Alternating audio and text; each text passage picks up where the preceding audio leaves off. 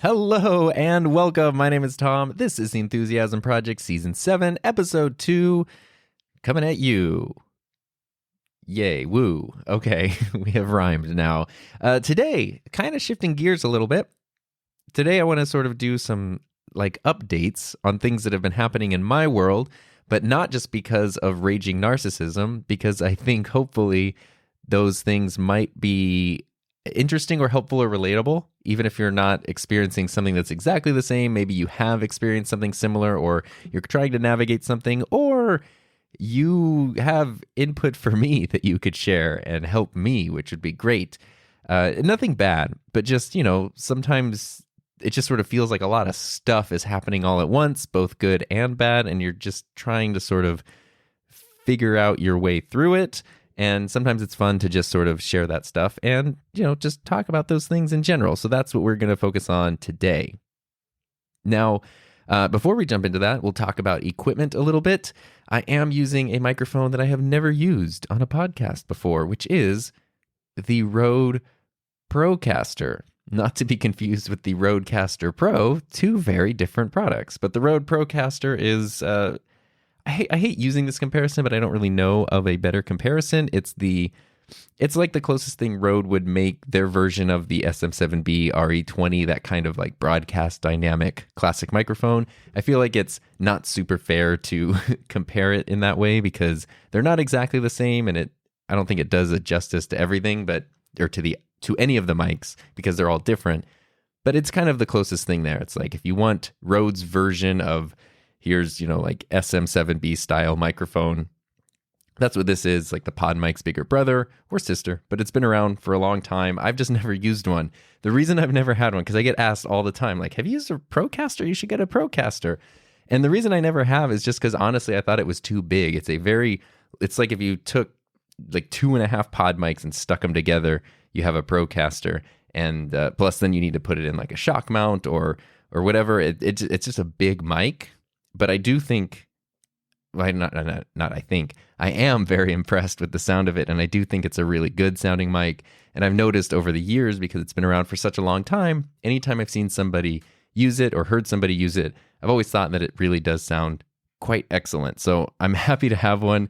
When Heather and I went to New York City back in April, my intention was to go to B&H Photo and buy a Procaster so that could be my souvenir, because I really love practical souvenirs, like, I don't know, like a camera battery or a microphone, like something I'll use regularly and be like, hey, that's my New York City microphone. And we went to B&H and I got so overstimulated and so just like, I just forgot. And it wasn't until we got home that I was like, oh crap, that was what I was finally supposed to get, that microphone. And finally, I think it was somebody from, I didn't even start the conversation. Somebody from Rode reached out and was asking if I'd ever used some of their mics to record drums. And I was like, oh no, like I haven't, what would you, or something about music. Sorry.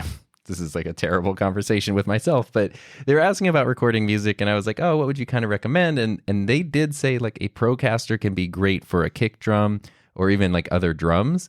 And I was like, oh, that's cool. I've been wanting a Procaster. And they're like, you could ask for things. And so then I was like, I just feel really bad asking, but I would really, if you want to send a Procaster, I'd really take one. Like, could I have a Procaster? And then they said no. Fortunately, they were just kidding, which I thought was hilarious. And they sent me a Procaster also with like a container of snacks, including Vegemite and stuff. So I had a new microphone, a new Australian microphone, and a whole bunch of Australian snacks with it as well.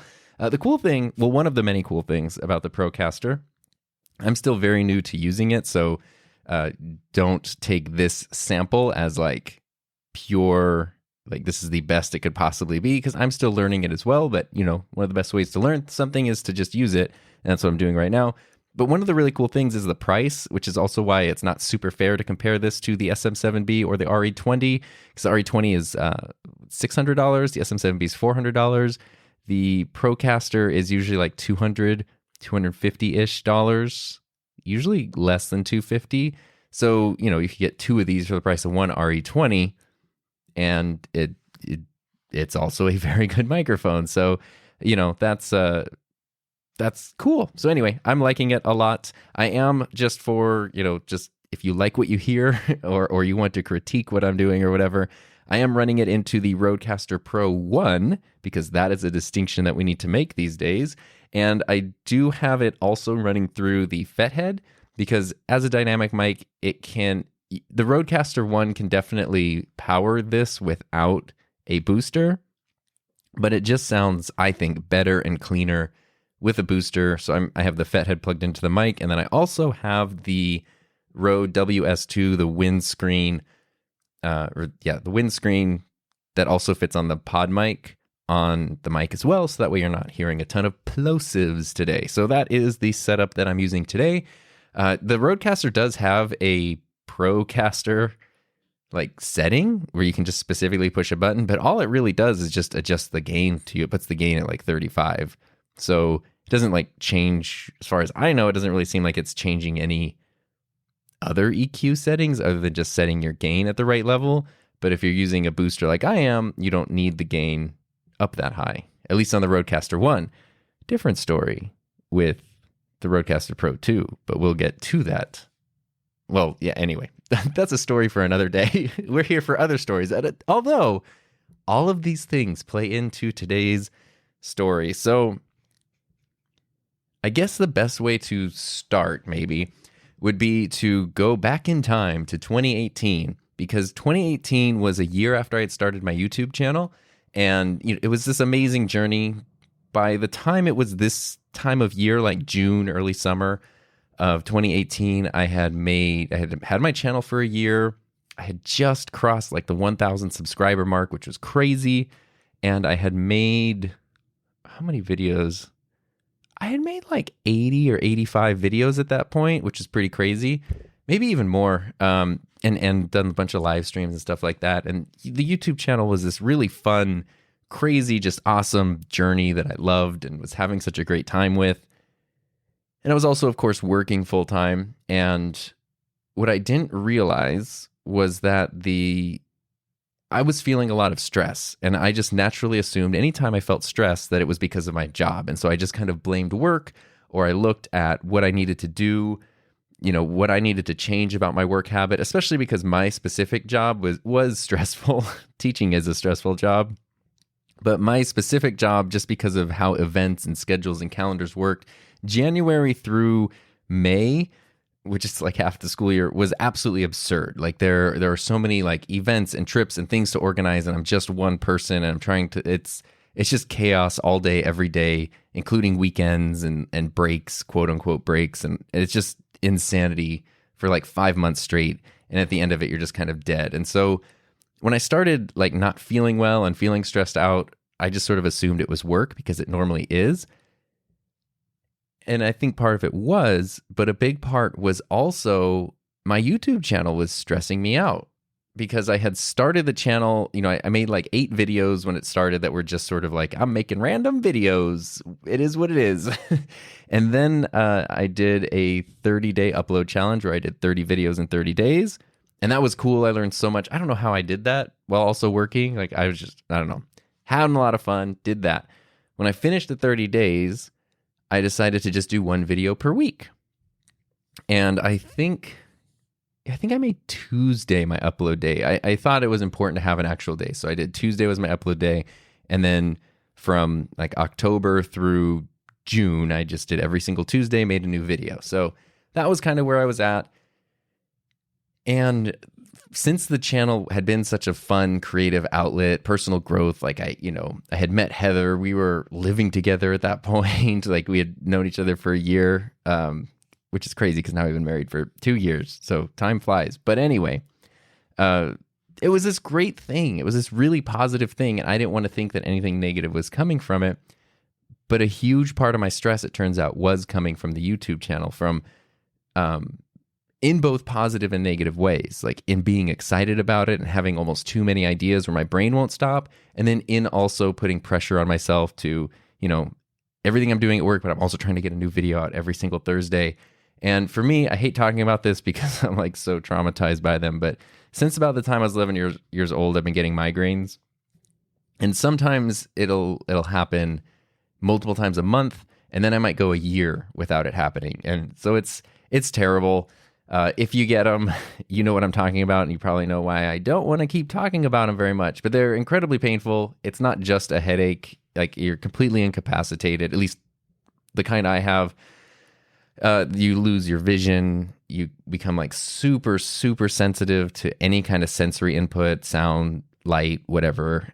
You have incredible pain. You have nausea. I lose a lot of feeling in like one side of my body sometimes. And they can knock you out anywhere from, 1 day to like 3 days. It's just, they're genuinely incapacitating and terrible. And there's a lot of things in different people that can cause them. For me, in all the years that I've been dealing with this, I have narrowed it down to stress being my main trigger. I had a doctor once tell me that it's not necessarily about having one trigger, but maybe two. So, exhaustion might be a trigger, but you can be tired. Stress might be a trigger, but you can be stressed. But if you're stressed and tired, then that's what's going to cause a problem. Or, whatever it might be, seasonal changes or a certain food or something. If you have just one of those things, it's no big deal. But if you have two of them, then they work together to just ruin your day. I don't know. What I know is I can correlate sometimes the frequency of them to stressful situations. And I didn't realize, I was starting to get them very frequently in spring, summer of 2018. And I realized that it was because of stress, but the stress wasn't just coming from my job. It was coming from the YouTube channel. And it was like kind of devastating because that was supposed to be my like safe place from stress.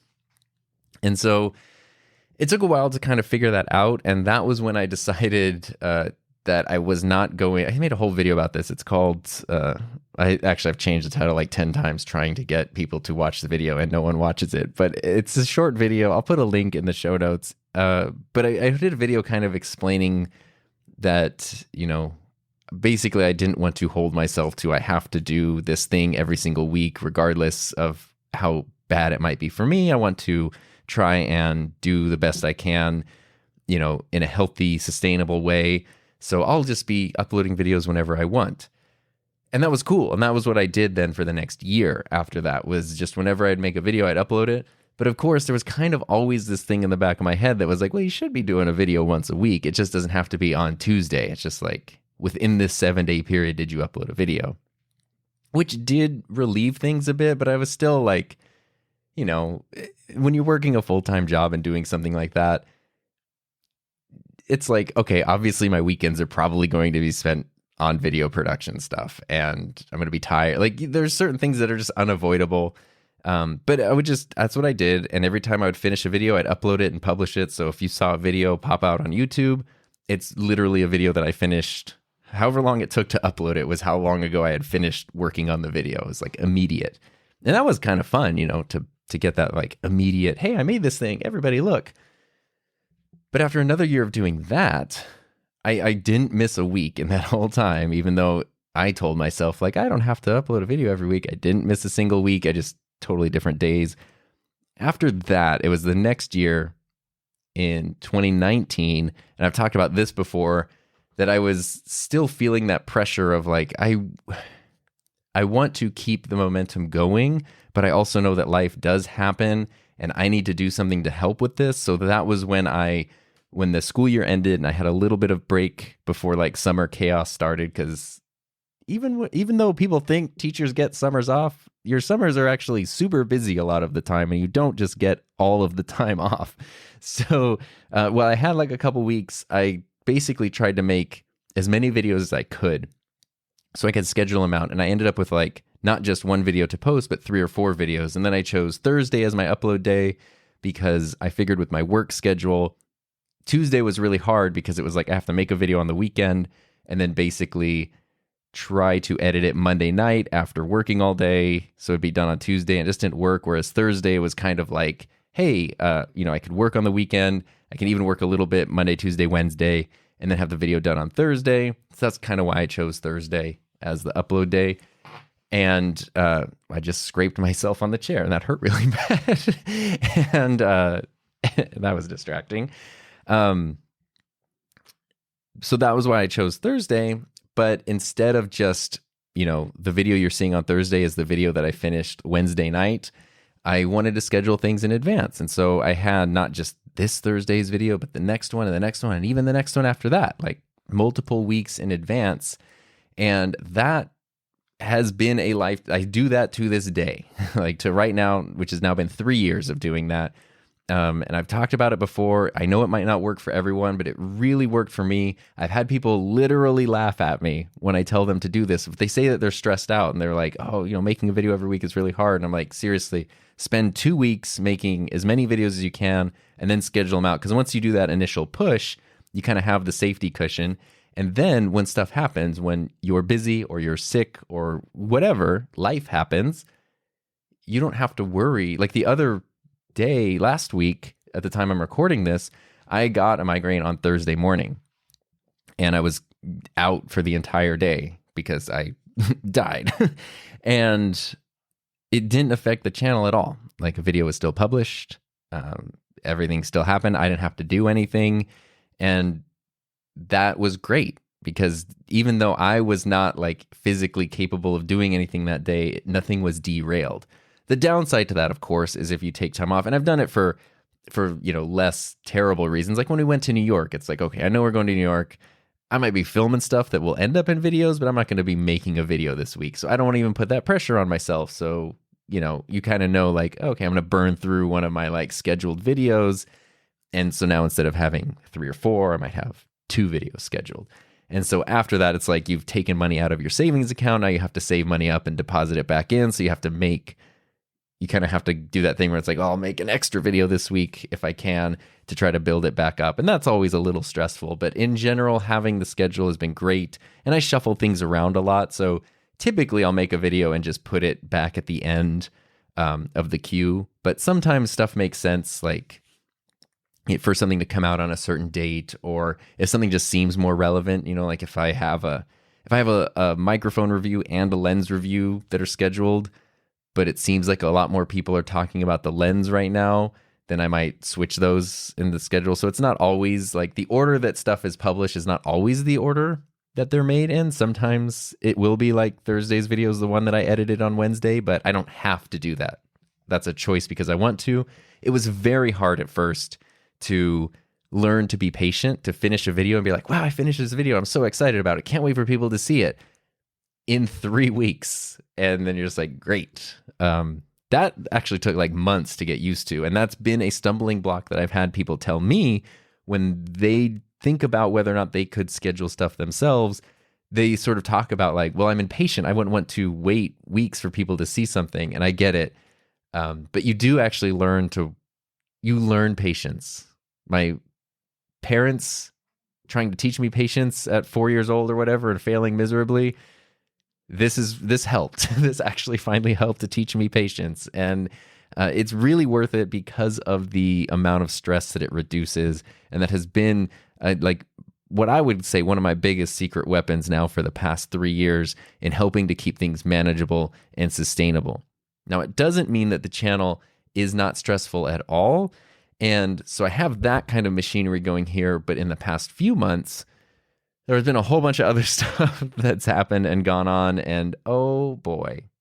So when I talk about stress, there are good and bad stress. And this is something that took me a long time to learn because bad stress is very easy to recognize. Like you're feeling exhausted, you're feeling frustrated, you're feeling tired. I think we can all recognize when we're stressed out negatively. Good stress is different. And for me, that manifests in like crazy amount of excitement, which means that my mind is just like it's been shifted into high gear and the RPMs are just through the roof and I can't turn it off or turn it down. I'm sure, we've all had the thing where we're laying in bed at night trying to go to sleep and it's like, I'm never going to go to sleep because my brain is just turning. And that can be for, things I'm excited about. Like I've gotten migraines like at Disneyland before because I was going with friends and I was just so excited and amped that then I made myself sick because of positive stress. I've had that kind of stuff happen, which is bad, obviously. And I think that's the biggest reason I've been getting sick lately because it's been happening more and more lately. And I think it's been positive stress. It's stuff that I'm really excited about, like new Rodecaster, which is not just like I'm excited about a product, but it's like, wow, there's so many options. There's so much potential here. I'm excited about what that means with like my relationship with the company that I really like and people who I really like there. And there's so many like creative options and all these things that I can do for the channel. And then, I've got people visiting from around the world that I'm just so excited about. And I want to make sure they have the best time ever. And there's all these really fun, positive, amazing, exciting things where it's like there's not enough hours in the day to do all the really cool stuff that I want to do. Everything from doing work-related projects to connecting with people to diving into hobbies, playing music, enjoying a video game, quality time with Heather. Like every day I just wake up and I'm like, oh my God, there's not enough time. There's so many cool things to do. And that can be stressful. It's positive stress because you're like, these are all great things, but I guess physiologically your body reacts the same. And it can be just as damaging. So it's easy to sneak up on you, though, and that's why I don't recognize it. There have been times in the past where I've been very conscious of it. And I remember specifically once going to Disneyland with some friends, and they were very excited. And I was also very excited, but I knew better. And so I was just trying to like be very calm all day. Like, this is super fun. This is cool. That's amazing. And they I guess I was doing too good of a job because they kept checking in going like, are you having fun? Is this okay? Like, are you okay? And I'm like, no, I'm having so much fun that I actually need to not let myself visibly show you how much fun I'm having, because otherwise I will make myself sick from how much fun I am having.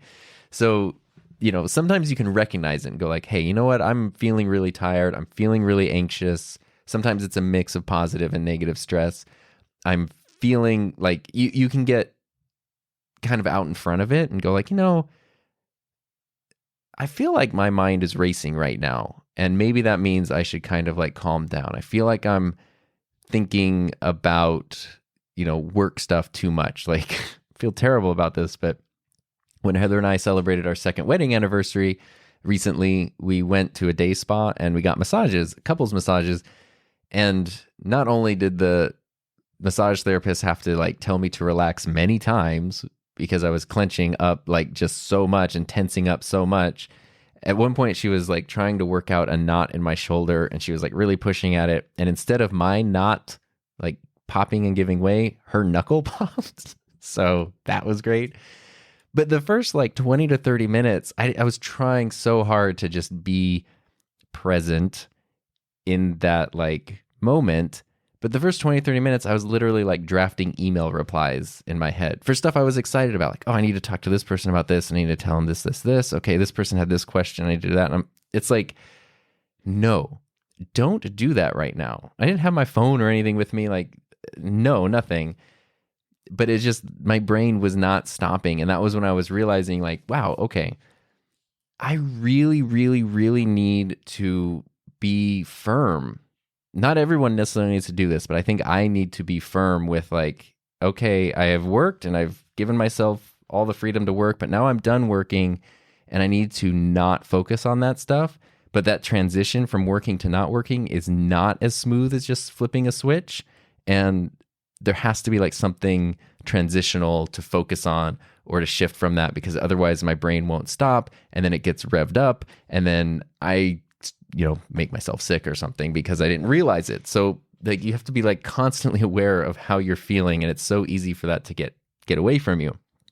So that combined with earlier this year I broke my toe, and I just smashed it into a dining room chair. It was like getting up, and our dog was kind of in the way, and I sort of like made a weird little leap to not step on the dog, and I just smashed my little toe into a chair leg and broke it. And if you've ever broken a toe, it sucks because there's nothing you can do. It's not like get a little tiny toe cast or something. It's just sort of there until it's not there anymore, or until hopefully the toe's not until the injury is not there anymore, like it heals up. But you use your feet a lot, and so it can sometimes take a very long time to heal because of that. So that wasn't fun, but it also wasn't like the first time I've had an injury like that. But then I don't know. Oh yeah, sorry. This whole thing is predated by. I got bit by a spider on Christmas Eve. Bet you didn't know that's where this story was going to go. I got bit by a spider on my other foot on Christmas Eve, and I didn't really think much of it. It didn't really hurt, kind of itched a little bit. That's all. And like a week later, I was like just sitting there and like looking at my foot, and right where the bug bite was, there's a huge like lump, like mass under my foot there, and I was like, "What is that?" And it wasn't going away. It wasn't painful or anything, but eventually I went to the, like, I've never been to the podiatrist, the foot doctor in my life. And now I've been like 5 times this year. So I made an appointment with the podiatrist who was great. And, they did x-rays and said it's nothing skeletal. I told him that I was like, I don't know if it's from the bug bite or the bug bite just what made me notice this, because I was looking at the bug bite and I saw this thing. And so then we did an MRI and all this stuff. And basically said it was like, there was a spot under my foot where it's like, oh, a moderate amount of fluid is in there. And I was like, okay, do we do anything about that? I guess not. And then the lumpy thing was just sort of like a lumpy thing, like question mark. Don't know, not really serious, not really causing any pain. The thing that I think we kind of settled on is it came from drumming, because it was on my right foot, and that's the foot that you use for the bass pedal. So when you're playing the drums, you're just kind of making a motion of like, your foot is just kind of going up and down like a lever, hundreds and hundreds of times in a drum session. Typically I'll play the drums like usually about 45 minutes to an hour at a time, probably 5 times a week. So 5 hours a week doesn't seem like much, but it's the way I play the drums, it's pretty physical. And I guess, after years and years of doing that, I was like, maybe the muscle is just so big. My foot is so strong from all this extra workout that's what it is. The doctor's like, yeah, maybe, but I don't know about that. So basically it's like a harmless thing. They said, but you just kind of need to give it a break a little bit, ice it. And what the doctor said was that because your feet are low, gravity's working against them all day. So it's very easy if you have like some kind of inflammation or some kind of pain, it's going to take so much longer to heal because you're just on your feet all day and your feet are always facing down. So just kind of be aware of that. Okay, great. In the meantime, while that was happening on my right foot, this is Foot Talk with Tom, on my left foot, I started having some pain kind of where I had like broken the toe, and then also in like sort of a different spot. And I quickly brought it up to the doctor, and he was like, well, that makes sense because you're probably overcompensating. If you're trying to take it easy on this foot here, you're probably putting more weight on that foot over there. Okay, whatever, fine. And then I had this thing, basically I developed what's called plantar fasciitis in my left foot, which I had never heard about. And I hope you never have to hear it about either, except you're going to hear about it right now. I hope you never have to experience it. It sucks. Basically, it's like there's a tendon on the bottom of your foot, and it's almost like it's just being abused too much. Like things are just, this tendon is being pulled and torn, and for a bunch of different reasons, it's like it like connects the ball of your foot to your heel. And so every step is incredibly painful. Mine started, it was like my heel hurt, like someone stabbing it with a knife, and then the ball of the foot, plus then my freaking broken toe. It's just incredibly painful. So I went back to the doctor for that, where they did x-rays, and then he's like, yeah, the toe, I hadn't told him about the broken toe because it didn't even occur to me. This all happened like months ago. I was like, yeah, I think I broke my toe. While he's like, yeah, okay, it makes sense. Like I'm not seeing a fracture, but I'm seeing like evidence that there was one, and things are looking a little strange over there. But I guess that's okay. It's just very painful, and it's going to keep hurting for a while. So that sucks. And then the plantar fasciitis can come in for a bunch of reasons. One of them being tension, because a lot of times your muscles, your calves and your hips and your leg muscles are too tense and too tight, and that can actually cause this to happen. So even though it's in your foot, it's not because of something in your foot, it's because of something in your leg that can be caused by being too tense. See the theme that's running through all of this? So then Heather was with me, and I was like, okay, I don't want to just like ice this again. But the doctor's like, well, it's going to take time to heal. Here's a whole bunch of stretches that will really help. We can definitely give you a steroid shot if you want. That'll sort of help like relieve some of the pain now and break things apart so that it can kind of heal. It can more effectively heal with stretching over time. And I was like, okay, we should do the shot. And he's like, yeah, the shot's no big deal. The shot was so friggin' painful. It's a giant needle that goes in the side of your foot, and your foot doesn't, at least mine, like it doesn't have a lot of like fat and cushion. It's just sort of like skin and muscle and bone and stuff. And it's just like, here's a giant needle. And Heather was just sitting there staring at it, and I was like turning away, making sounds. Cause it's also like, a lot of us, I should say, have been poked and prodded with vaccine shots over the past few years. That's so quick and easy. Like it takes no time at all. It's 5 seconds. It barely hurts. So I was like, okay, yeah, I can, I think this will hurt a little bit more than that, but it's quick. It just took forever to put the whole long needle into the foot and then push all the medicine in, and the whole thing. I guess it probably only took 15 or 20 seconds, but it was a very long 15 or 20 seconds. It was just so, and then there was like blood spurting everywhere. This is exactly what the content you wanted from this podcast, yes? But the cool part was immediately it started feeling better. It was like, wow, this feels great. Plus he numbed my foot, so that's probably also why it felt better. But then the rest of that day, it was so incredibly painful.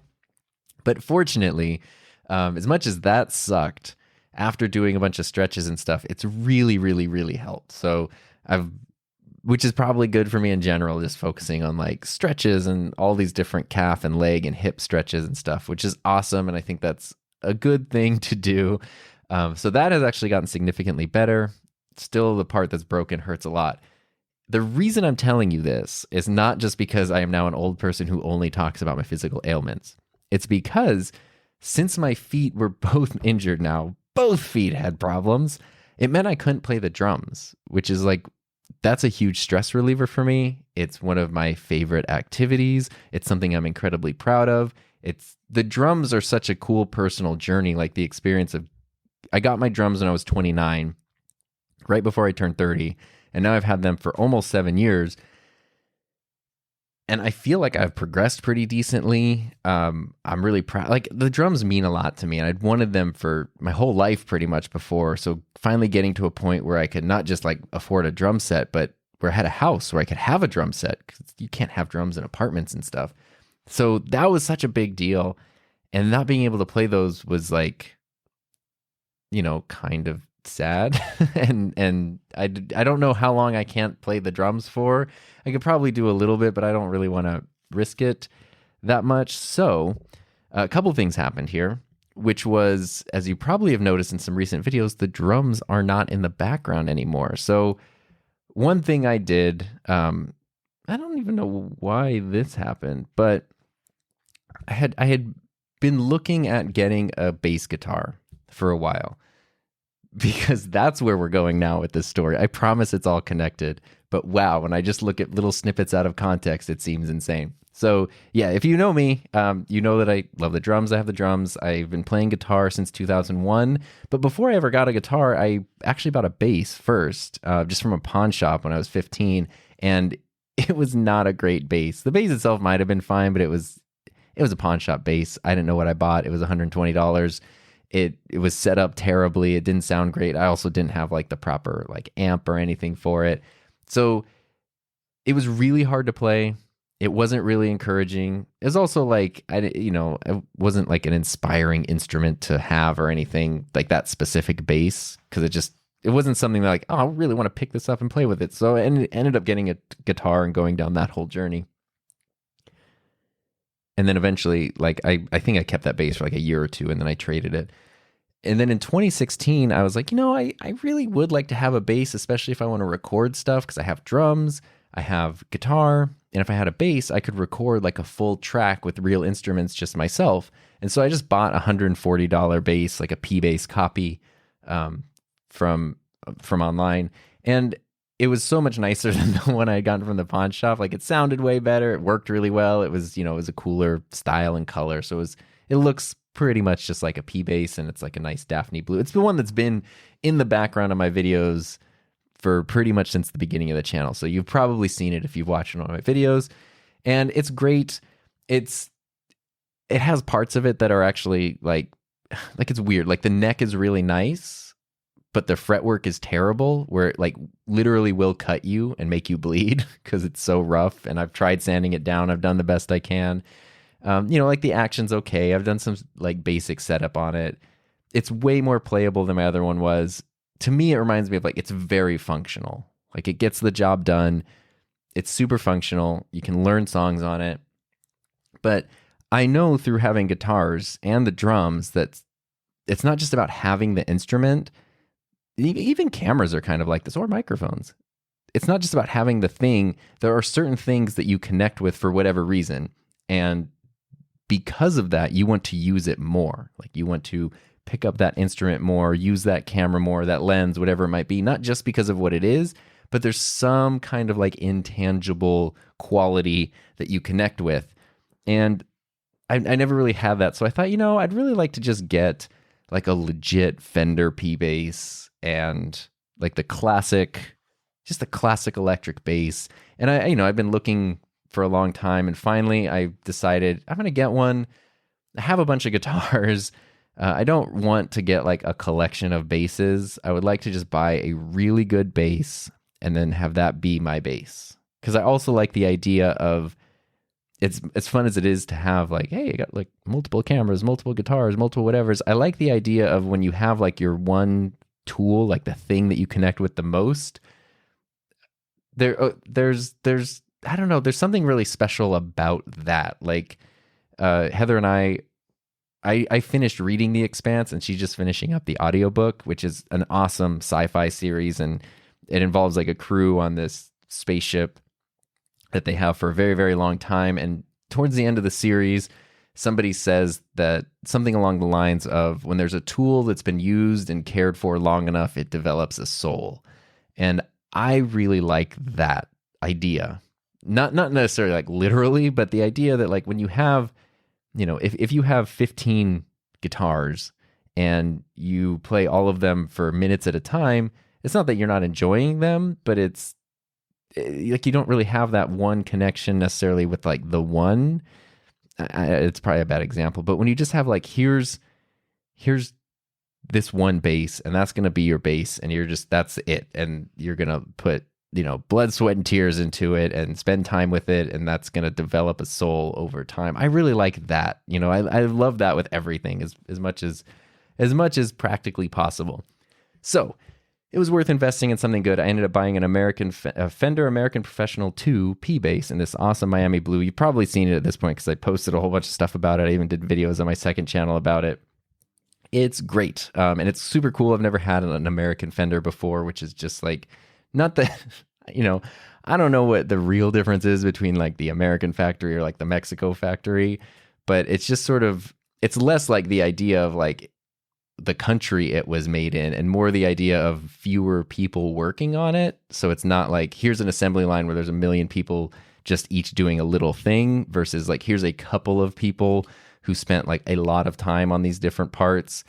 And it just sort of feels like the sum of that comes together where there's just, I don't know, a little bit more of a human touch, maybe a little bit more care that might not necessarily be the case, but there is something very special about this bass that I immediately just like picked it up and was like, this is different. And it plays different. It sounds different. I haven't been able to put it down since I got it, to the point where like, then my wrist was starting to hurt, which I've been playing guitar for decades and it's never been an issue. So I'm like, I need to take breaks because I'm just putting in too much time. I bought a course.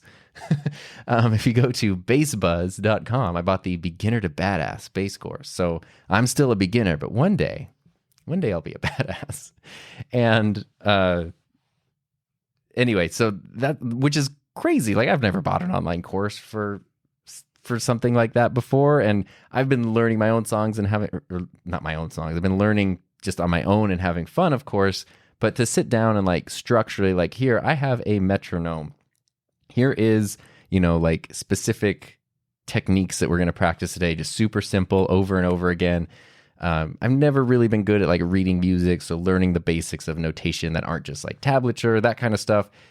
It's been like this absolutely amazing journey that I can't get enough of. And it's been a great transition from, okay, it's time to stop thinking about work, go do a couple of lessons. Like there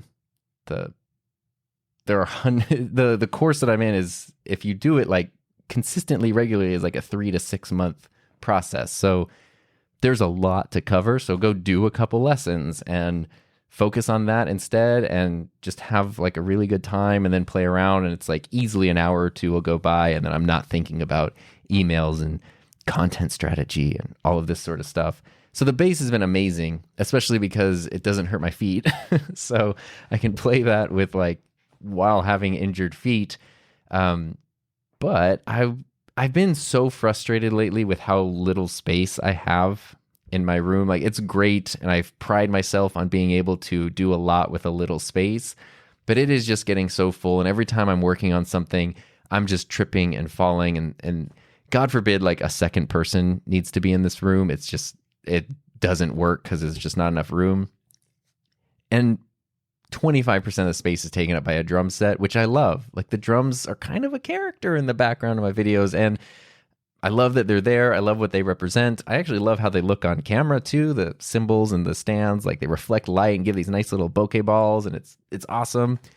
But it's also wildly inconvenient. And then I had this very expensive, nice bass, because with my other guitars, every so often I try to be careful, but sometimes I'll turn and like the headstock will hit a cymbal or something, which is very frustrating. And I didn't want to do that with my brand new, super expensive, super nice bass, which is also way bigger than a guitar.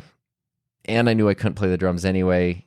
And because I have an awesome wife, we happen to have a very, very large master bedroom. Like, our house is just laid out in a way where like the master bedroom had to be really big.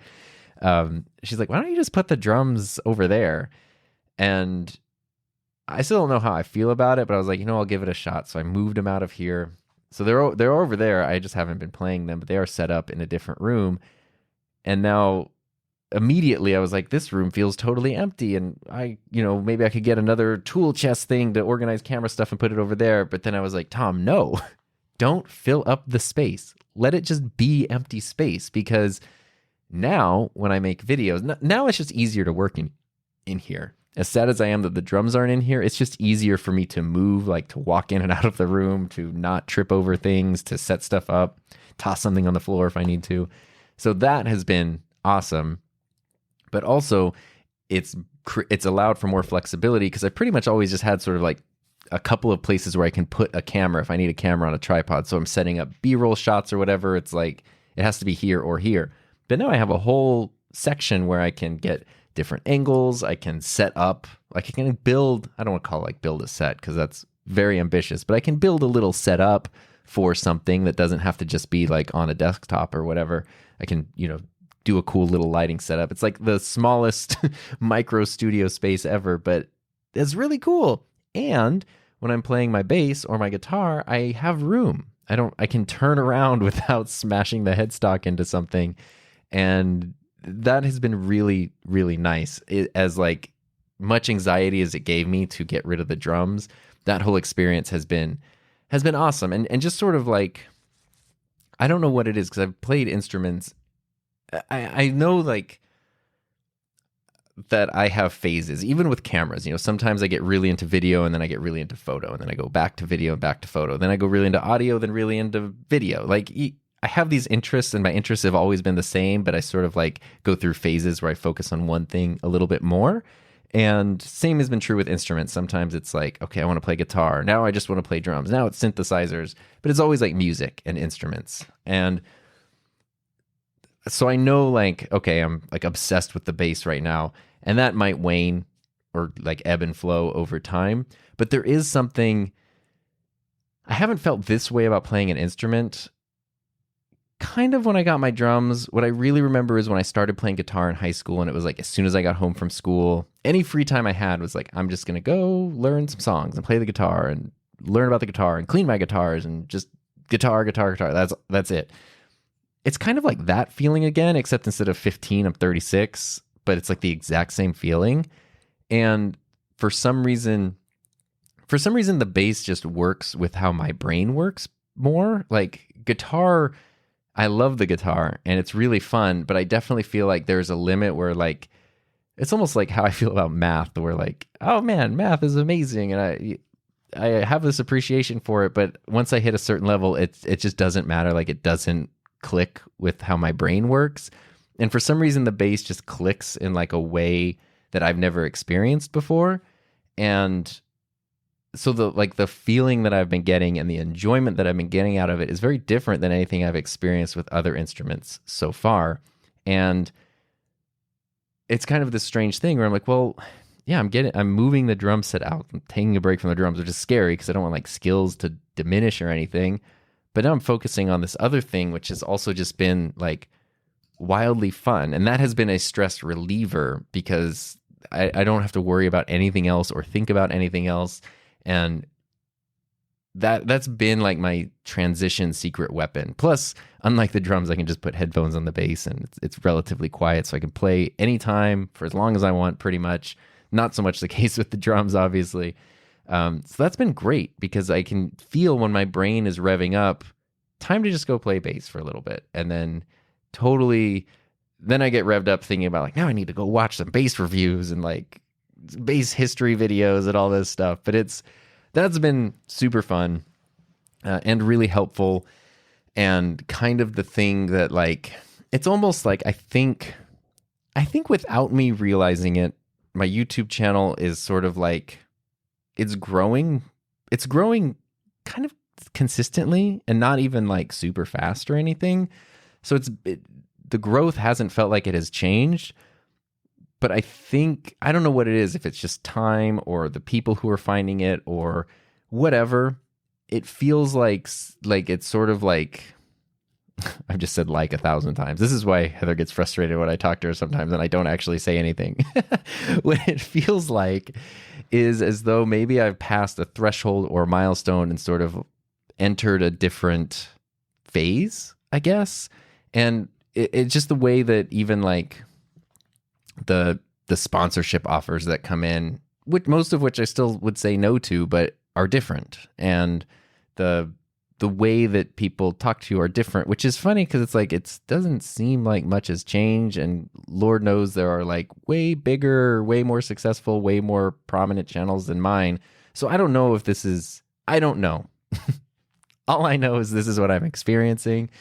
And because of that, it feels like it's been sort of different to navigate, especially in the world of sponsorships, because I feel like I'm at a point now where I can command a better rate, just because, one, I'm not going to do anything if it's not worth my time or my energy, and also because of how I value my channel. Like, yeah, I'm not going to just like, hey, you're going to pay me $300 to make a video? Sure, let me talk about some crappy VPN. No. So it's only, I've only ever still at this point had like 7 sponsored videos out of over 300. So it's not a thing that I want to do a ton of. But when I think back to working as a teacher where I had 200 students, like my first year, I always had like 200 students, but my first year teaching had a lot of students, but this was pre-digital media stuff. I was just teaching English. These were like the most difficult students specifically were put into these classes on purpose. Like, students who were on the cusp of like dropping out of high school. And I just had to like keep them in high school as best I could. And that was rewarding, especially by the end of the year where we had built like relationships and rapport and sort of like a little community classroom culture thing. And that was actually like some of my most rewarding student relationships, but it was also incredibly exhausting, and for a lot of the year, it was also just terrible things happening where it's demoralizing and sad and aggravating and stressful, and I made $2,800 a month from doing this. At the end of doing that for an entire month, out of $2,800, and I was psyched to have $2,800. Let me tell you, the idea of making more than $2,000 a month was insane. So now, currently, at least like this quarter of the year, what I've been doing is my ad rate on my channel for a 60-second integration is $5,000, which is like, it could probably be higher, honestly. And I'm obviously like super picky, so I don't do a ton of them. And to be fair, because I told my mom this and she was like, wow, you get paid $5,000 for 60 seconds of work. I'm like, well, the end result is 60 seconds, but like, you have to make the thing first. You had to get to a point where someone would be willing to pay that, which is years of work, and then you have to make the thing, which ultimately ends up being 60 seconds, but it takes longer. 20-minute video doesn't take 20 minutes to make, basically. But it still doesn't take a month. A 60-second integration takes a couple hours from start to finish, from like planning, production to editing, that part of a project, I don't know, 2 to 3 hours maybe for me. And then you get $5,000. Like, that's insane to me. And it's not like this magic money tree where it's like, well, I'll just do 5 videos a week and every video has a 60-second spot. Because that you'll turn your audience off. You'll dry up those relationships with partners. I recognize all that. But what I've been trying to do is very proactively go like, okay, if my channel has kind of this value and I'm able to build these relationships now, rather than waiting for some weird company that I'm not even familiar with to reach out to me, I would rather be proactive about approaching, like I would like to send an email to Rode and say, hey, I appreciate all the support. If you guys want to do actual sponsored content at some point, I would love to do that. And I don't think anyone who watches my channel would be upset about that, because it totally makes sense. And everyone knows, like, I love Rode and have used their stuff since before there was a YouTube channel. So it's a natural fit. And that has been really exciting. But I think that has also been like, that is one sort of shade of like a new way that the channel has, I don't know what to call it. It's like whatever this new level, I don't know what you want to call it, phase, situation, whatever it is passing this certain milestone, opening up new opportunities, and trying to navigate that, I think is also overwhelming in a way that is causing a lot of stress. And it's even really exciting stuff, but it's also stressful. And then trying to plan things out and organize, calendars and time and scheduling, and trying to stay sane on top of that. It did the thing where it snuck up on me and I didn't realize how stressful it was happening. So it's like, I have to learn how to force myself to shift gears from work mode to not work mode. I have to not feel the guilt of like logging into an email inbox. I was talking to Heather about this the other day. When I see something that says like message received 5 days ago, I immediately feel like I have failed, because now I'm like, oh my God, I have to start this message with an apology. I'm so sorry that it took me a week to get back to you.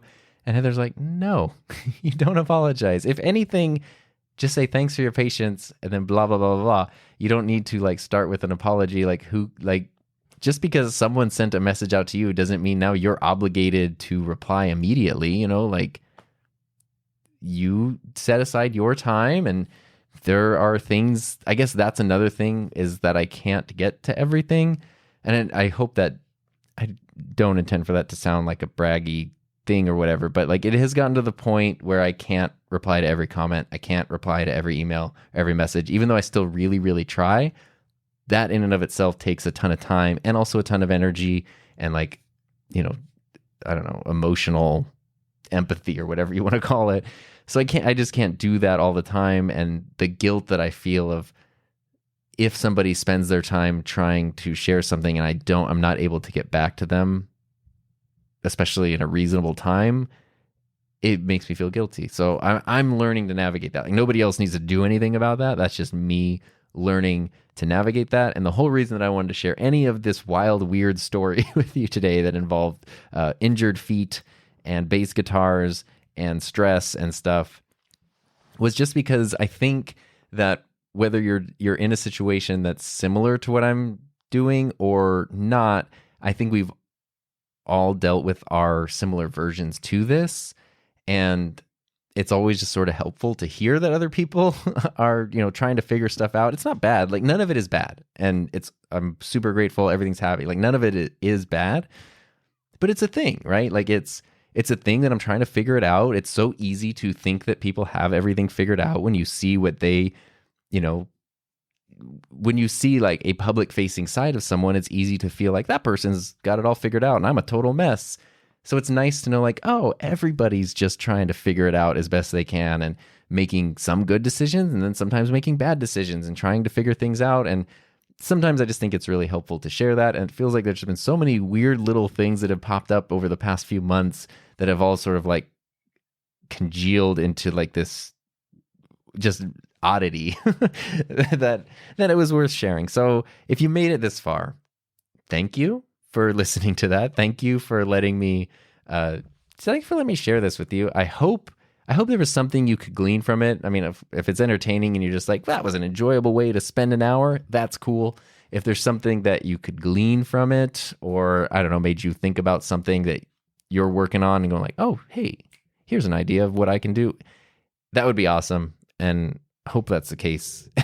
And I, of course, as always, very, very much do appreciate all of the time and the energy. If you have anything that you want to say, you can always send a message, voice, video, or text to tom@enthusiasmproject.com, or you can just go to hiMyNameIsTom.com, scroll down to the little thingy there where it says submit thing, and you can record a voice message right there without having to do any extra work. So thanks for spending your time with me. I hope you have a safe, happy, healthy, fun rest of your week, and I will see you next time.